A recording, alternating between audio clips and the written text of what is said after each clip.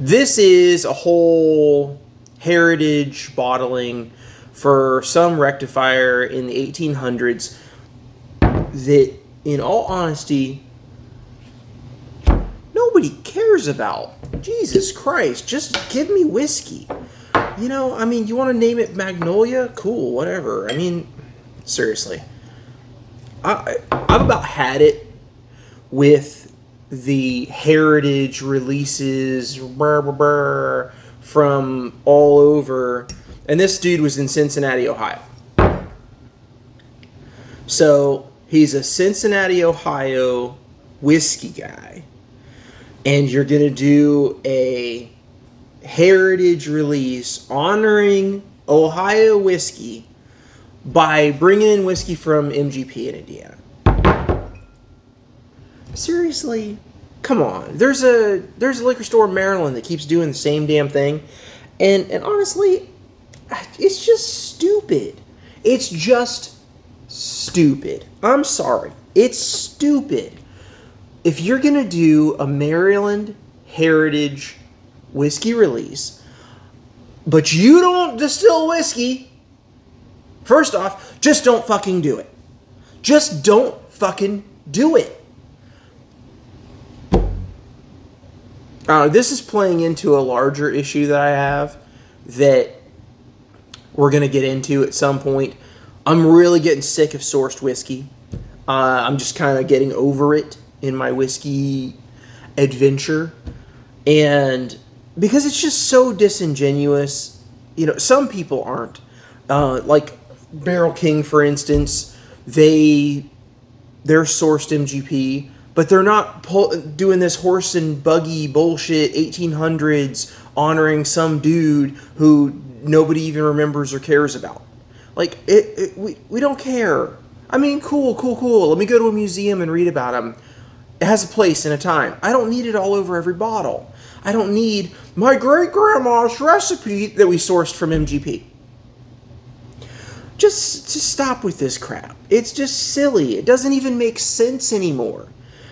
If you own a liquor store and you bought a bunch of barrels of MGP, just put your name on it and sell it. Don't give me all of this heritage, bullshit from Ohio, heritage bullshit, Maryland. Just put out whiskey. There are whiskey distilleries in Ohio. Watershed, Middle West, etc., etc., etc. If you're going to put out a release honoring some rectifier in the 1800s in Ohio, why on God's green earth would you not source Ohio whiskey? Or leave it up to a distillery in Ohio that actually distills whiskey to put out a release honoring the late, great Samuel N. Pike. Why would you do it? Why? And this is just licensed. So maybe it's licensed by his family. So whoever purchased the license for this to put out whiskey honoring this dude. Do you really think that Mr. Pike from the 1800s is the selling point of this whiskey? No one's going to care. No one gives two shits about that. They're literally only going to care if it tastes good. Like, it doesn't make sense to me. I honestly can't wrap my brain around this amount of bullshit that's going on in the whiskey world. Just chill out with it. Put out a whiskey. You sourced wheat at MGP. Cool. Let's taste it. What does it taste like?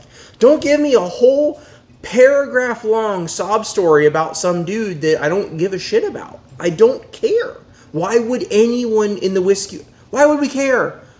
Does it taste good? That's what we're going to care about. The front of it's beautiful. The front of it's beautiful.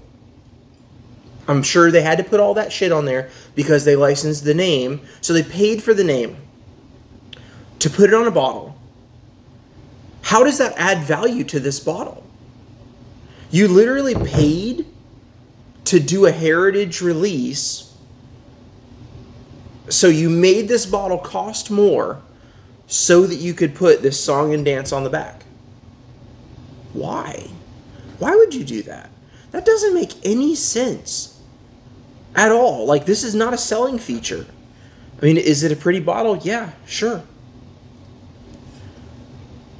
Okay. It's 3-year-old wheated bourbon. Is it any good? I mean, it's pretty thin. It's pretty light. We're about to find out. So, I did all this rant, and I don't know if I'll ever post it. We'll see.